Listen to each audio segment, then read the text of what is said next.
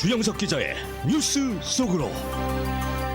뉴스 속으로는 예방과 치료의학도 최고, 리퍼도 최고, 시니어 어르신들에게 서울메디칼그룹이 최고, 서울메디칼그룹 제공입니다. 연방준비제도가 지난 2주 동안에 은행들에게 유동성을 지원하기 위해서 총 1,648억 달러를 지급한 것으로 최근 발표된 데이터에 의해 확인이 됐습니다. 지난 1년여 기간 동안에 계속한 양쪽 기축의 절반에 해당하는 액수를 되돌려준 것으로 인플레이션에 대한 우려 때문에 금리 인상을 계속하면서도 또다시 돈을 풀어버린 것입니다. 이 실리콘밸리 뱅크의 이딴 은행 파산으로 불안해진 금융시장 혼란에 대처한 것인데 계속되는 연준의 갈팡질팡하는 행보에 대해서 우려의 목소리가 커지고 있는 분위기입니다. 주영석 기자. 안녕하십니까. 연준이 최근 은행들에게 거액의 유동성을 지원한 것으로 나타났죠. 그렇습니다. 이건 그 연준의 데이터에 따른 그런 내용입니다. 최근에 연준이 발표한 이제 데이터가 있는데요. 그 연방준비제도 할인 창구에서 은행들이 차입한 금액, 그것에 대한 이제 데이터입니다. 연방준비제도 페드 할인 창구라는 거는 그 은행들의 전통적인 유동성 백스탑, 그러니까 뭐 보증이라고 할 수 있겠죠. 유동성 보증 역할을 하는 시설입니다. 그래서 일반 은행들이 돈이 부족하면 중앙은행한테 빌리잖아요. 예. 그렇죠. 한국 같으면 이제 일반은행이 한국은행한테 하듯이. 그러니까 미국은 사실 연방준비제도라는 기관이 성격이 애매해서 중앙은행은 아니지만 중앙은행격이라고 해야 되겠죠. 중앙은행격인 그런 그 연방준비제도이기 때문에 은행들이 연방준비제도에 돈을 빌립니다. 그래서 이 페드 데이터에 따르면 최근 2주 동안에 2개 연방은행 백스탑 시설에서 거액의 유동성을 지원받은 것으로 나타났습니다. 은행들이 그 거액의 유동성 규모는 총 1,648억 달러인데요. 이게 실감이 안 나시면 한국 돈으로 하면 약 214조, 어마어마하네요. 1,600억 원입니다. 예. 어마어마한 금액이죠. 그러니까 214조 원이 넘는 돈이 지난 2주 동안에 풀린 겁니다. 연준에서 그냥 또 물론 은행들에게 푸른 거지만 풀린 거예요. 그래서 이렇게 유동성을 주면 사실 양적 기축의 의미가 사라진 그런 좀 느낌이 드는 상황입니다. 네, 거액 유동성의 규모 1,648억 달러를 공급한 이유가 있을 거잖아요. 그렇죠, 이유가 있죠. 예. 역시 그 SBB, 그 실리콘밸리 뱅크 그리고 시그네처 뱅크의 연쇄 파산 사태에 따른 충격 때문입니다. 네. 그래서 실리콘밸리 뱅크와 시그네처 뱅크의 일단 파산 때문에 시장의 그 자금 유동성이 경색되고 있다는 명백한 신호가 좀 나온 거잖아요. 그러니까 그것 때문에 결국 돈을 좀 풀어줘야 되겠구나 하는 생각을 연준이 하게 된 겁니다. 그래서 은행들로부터 돈이 나가고 있고 들어오지는 않고 있다. 이게 지금 확인이 됐기 때문에 그 은행 입장에서는 돈을 내주는 만큼 뭐 예금주가 예금 찾는다고 그러면 또 대출을 받는다고 그러면 돈을 내줘야 되는데 그만큼 돈이 쌓여야 되는데 내주긴 하는데 쌓이지가 않는다. 은행 입장에서는 심각한 그렇죠. 상황이죠. 그러다 보니까 그 은행에게 돈을 준 겁니다. 연준 쪽에서. 그래서 2주에 걸쳐서 1,648억 달러 지원이 이루어졌는데 이걸 2주 전과 일주일 전과 비교하면 큰 차이가 나요. 그 3월 15일까지 은행들이 차입한 금액이 1,528억 5천만 달러. 그 전주는 45억 8천만 달러입니다. 그러니까 2주 전에 45억 8천만 달러를 차입했는데 일주일 전에는 1,528억 달러. 그러니까 3배죠. 3배나 증가한 겁니다. 일주일 사이에. 그래서 역시 그 최근의 유동성 위기가 심각하구나 이걸 알 수가 있고요. 역시 그 실리콘밸리 뱅크와 시그네처 뱅크의 파산 사태의 영향이 지금 크게 작용한 것으로 이렇게 좀 분석이 됩니다. 실제로 이번에 연준이 공급한 유동성은 거의 대부분 은행 파산 사태와 관련해서 쓰여진 것 아니겠습니까? 그렇죠, 맞아요. 그래서 그 연방준비제도가 유동성 공급한 1,648억 달러 중에 1,428억 달러.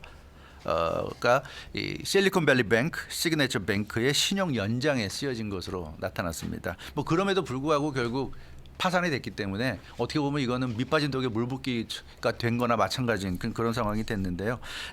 그리고 연방준비제도가 지난 이제 10일부터 시작한 은행 긴급 자본조달 프로그램으로 119억 달러가 나간 것으로 나타나서 지금 연준이 양적 긴축, 강력한 양적 긴축 정책을 1년 동안 계속 펼쳐 왔는데 최근 들어서는 다시 좀 양적 완화로 돌아간 이런 모습을 보이고 있습니다. 네, 그러다 보니까 연준이 지난 1년여 동안 양적 긴축을 끌어왔는데 이거는 양적 긴축은 이제 끝났다. 뭐 이렇게 분석이 나오고 예, 있네요. 그런 사실상 끝난 거 아니냐. 네. 뭐 이런 좀 분석이 나오고 있습니다. 연방준비제도가 지난 2주 사이에 풀어버린 돈이 지금 1,648억 달러입니다. 네. 결코 적은 돈이 아니에요. 한국 돈으로 214조 원이 넘는다고 말씀드렸는데요.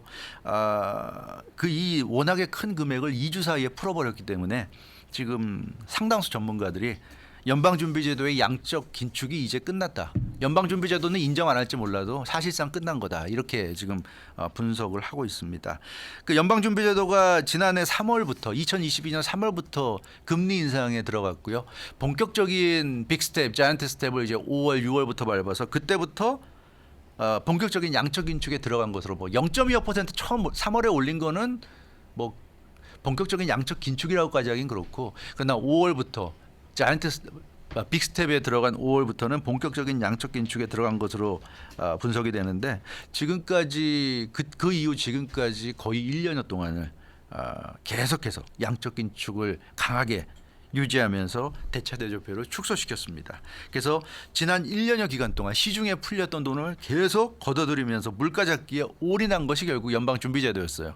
근데 가장 최근 2주 동안에 은행들에 공급한 돈이 그렇게 1년 동안 걷어들인 돈의 절반에 달하는 것으로 이렇게 지금 나타났기 때문에 이건 뭐 양적 긴축이 사실상 끝났다고 얘기해도 과언은 아니다. 이런 지금 지적들이 근데 지금 나오고 있습니다. 상황이 어렵긴 어렵습니다만은 조금 그 연준의 행보가 이해하기 힘든 것 같은 느낌이 들어요. 그렇죠. 지금 뭐 상황이 어려운 건 사실인데요. 그렇다 하더라도 뭔가 좀 합리적인 선에서 상식적인 선에서 이해하기는 좀 쉽지 않습니다. 인플레이션은 많이 내려오긴 했는데 아직 6%죠. 그래서 연준이 주장하고 있는 끝끝내 고집을 꺾지 않고 있는 가장 이상적인 2%에는 역시 3배 정도 지금 높은 그런 상황입니다. 그래서 인플레이션은 연준이 볼 때는 너무 높다 이렇게 볼 수 있고 경기 침체 우려가 지금 급격히 확산했어요.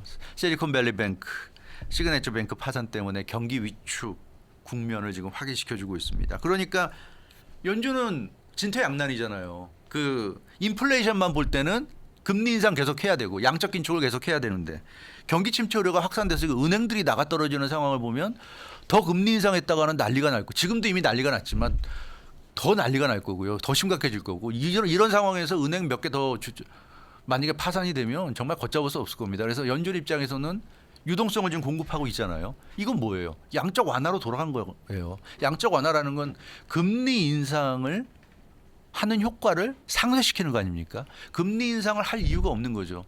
돈을 풀면서 금리 인상을 한다? 그거는 굉장히 모순된 얘기입니다. 그래서 연준이 굉장히 좀 힘든 상황이죠. 한쪽에서는 금리 인상을 하고 있고 물론 이제 이번 주에 내일 모레 수요일이죠. 수요일 날 FOMC에서 어떤 결정을 내릴지 지켜봐야 되겠지만 거기서 0.25%라도 금리 인상을 한다고 그런다면 그럼 한쪽에서는 금리 인상을 하면서 한쪽에서는 어마어마한 돈을 지금 풀고 있고 이게 지금 뭐 하는 건지 이게 굉장히 그러니까 시장에는 혼란스러운 시그널을 주고 있는 거예요. 이것도 아니고 저것도 아니고 양쪽을 다 하고 있다. 왜냐하면 물가도 걱정되고 경기 위축, 경기 침체도 걱정되니까 금리도 올리고 그리고 그 돈도 푼다. 이거는 글쎄요. 그래서 양쪽을 다 잡을 수 있으면 좋겠는데 지금 많은 걱정하고 있는 그 전문가나 이 투자자들의 생각이 뭐냐면 결국 양쪽 다 못 잡는 거 아니냐. 그러니까 물가도 두 마리 토끼를 다 잡으려다가 다 다 두 마리 놓치는 토끼 다 못 거예요. 잡는 거죠. 그러니까 네. 물가도 못 잡고 결국 경기 침체도 못 잡고 스태그플레이션 가는 거 아니냐. 이제 이런 걱정이 나오고 있습니다. 그래서 요즘 서서히 이제 연준에 대한 비판이 나오고 있더라고요. 그래서 나오고 네. 있어요. 워싱턴 포스트가 최근 전문가들과 연방의회 그리고 전 당국자 등이 조사에 나섰다고 보도했습니다. 실리콘밸리뱅크와 시그네처뱅크 파산 사태 관련해서 사전 대처가 불가능했는지 여부를 조사하고 있다. 이렇게 보도했습니다.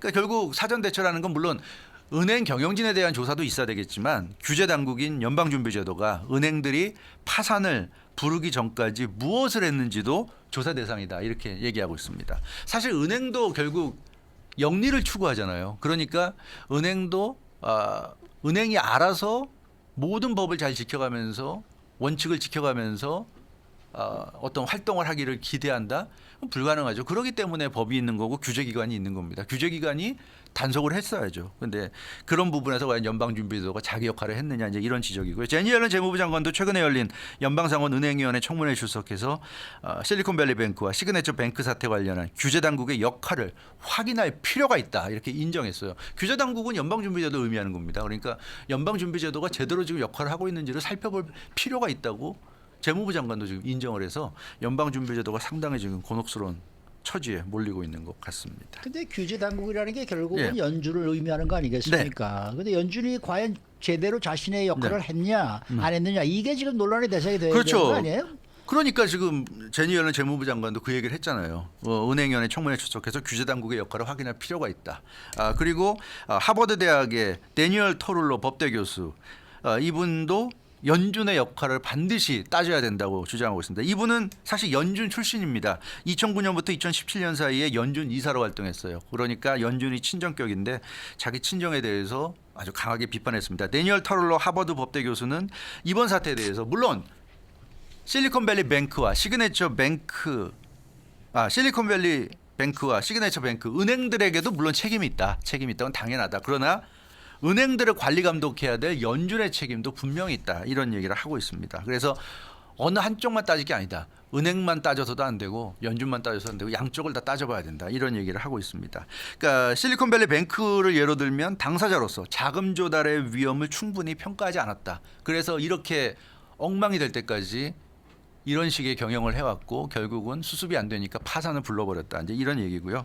이 사업을 확장하는 건 물론 좋지만 영리를 추구하는 입장에서 사업을 확장하는 건 좋지만 자금 조달 위험을 따져가면서 했어야 했다. 이런 지적을 이 데니얼 터룰로 하버드 대학 법대 교수가 있고 연방준비제도 같은 경우는 관리 감독 기관으로서 그 은행이 가진 구조적 문제를 도외시했다고 이 하버드 법대 교수가 비판했습니다. 왜냐하면 실리콘밸리뱅크가 은행 중에서 역사가 비교적 짧은 은행이잖아요. 짧은 은행인데 지금 미국에서 은행 랭킹 16위니까 짧은 역사에 비하면 굉장히 그 높이 올라가는 은행인데 이 짧은 기간에 이렇게 크게 성장한 은행이니까 그럼 얼마나 많은 무리를 했겠느냐는 거죠. 그러니까 그건 뭐 연방준비제도 정도 되는 사람들이 아니라 우리 같은 사람이 생각해도 저 은행이 저렇게 급성장을 했다 그러면 뭔가 무리한 어떤 그런 부분이 많이 있지 않을까 생각을 누구나 할 수 있잖아요. 그럼 관리감독기관으로서 규제기관으로서 그런 부분을 충분히 들여다봤어야 된다는 겁니다. 그런데 근데 연방준비제도가 그런 역할을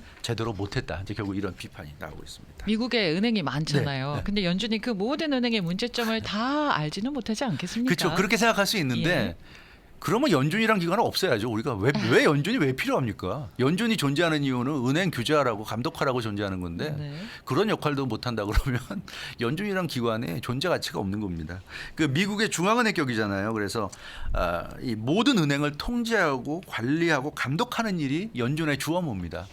그런데 은행이 너무 많아서 작은 은행들까지는 모르겠다. 그건 연준의 결국 존재 가치가 없다는 걸 스스로 인정하는 거나 마찬가지고요.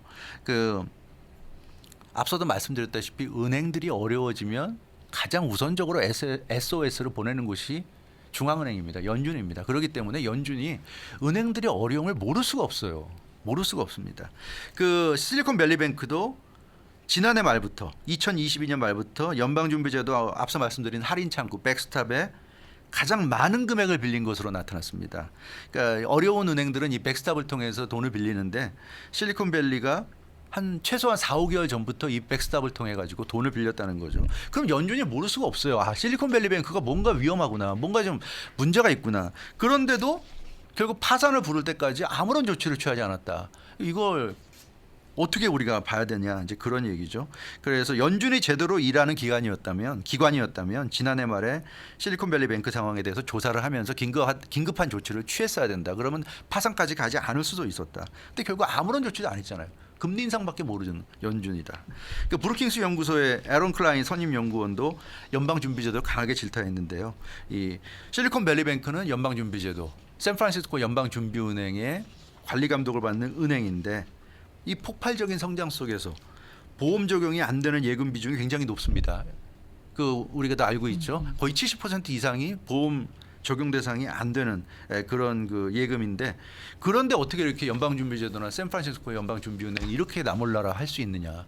이제 와서 실리콘밸리 뱅크만 문제라고 할 수 있느냐 이런 이제 비난이 빗발치고 있는 그런 상황입니다. 은행들에 대한 규제가 너무 느슨해졌던 네. 것도 문제가 되지 않을까 하는 그렇습니다. 생각이 들어요. 이 실리콘밸리뱅크 파산 사태, 은행 규제가 느슨해졌다는 것을 드러낸 상징적인 사건으로도 평가되는데요. 연방의회가 그 2008년 금융위기 사태 때 도드 프랭크법을 제정했죠. 은행 재정 상태를 주기적으로 점검하는 스트레스 테스트 같은 것도 이 도드 프랭크법에 의해서 이루어졌습니다. 그래서 금융 규제를 강화했어요. 그러니까 은행이 어려워지는 걸 미리미리 체크해가지고 금융위기 사태 같은 일이 벌어지기 전에 사전에 대처하자. 이게 도드 프랭크법의 기본 정신입니다. 그래서 원래는 자산 규모 500억 달러 이상 은행들이 도드 프랭크법에 규제를 받게 되어 있는데 2018년에 연방의회가 정말 지금 와서 생각하면 어처구니 없는 짓을 해버렸죠. 2,500억 달러 이상 은행들만 도드 프랭크법의 규제 대상이 되는 것으로 바꿔버린 거예요. 그러니까 이거 심각한 문제입니다. 그러니까 실리콘밸리뱅크가 2017년 말 기준으로 자산이 512억 달러였습니다. 그러니까 500억 달러 이상이 도드 프랭크법에 적용된다는 그 규정이 계속 유지됐으면 실리콘밸리뱅크도 당연히 도드 프랭크법에 의해서 규제를 받았을 것이고 그럼 지금 같은 파산 사태가 일어나지 않았을 가능성이 대단히 높다는 거죠. 근데 이걸 연방의회가 바꿔버렸기 때문에 2,500억 달러 밑은 규제 안 받아도 된다는 식으로 바꿔버렸기 때문에 지금 이런 상황이 됐다. 그래서 이 연방의회가 왜 이렇게 바꿨는지도 우리가 좀 살펴볼 필요가 있어요. 왜 이렇게 바꿨는지도 분명히 좀 따져볼 필요가 있다. 어찌됐건 연방의회도 좀 비판받을 점이 있고 가장 비판받아야 될 기관은 역시 연방준비제도 페드고요. 그런 부분을 살펴야 됩니다. 그리고 이게 중요한 게 따져야죠. 따져야지 제2, 제3의 실리콘밸리 뱅크 사태가 일어나지 않을 겁니다. 그렇지 않으면 계속해서 이런 사태 일어날 수 있다. 지금 연방준비제도는 야단 맞을 때가 아닌가 그런 생각이 드는데 아무튼 앞으로 이런 일이 좀 벌어지지 않아야 될 것 같습니다. 주영석 기자였습니다. 뉴스 속으로는 예방과 치료의학도 최고, 리퍼도 최고, 서울 메디칼 그룹 제공이었습니다.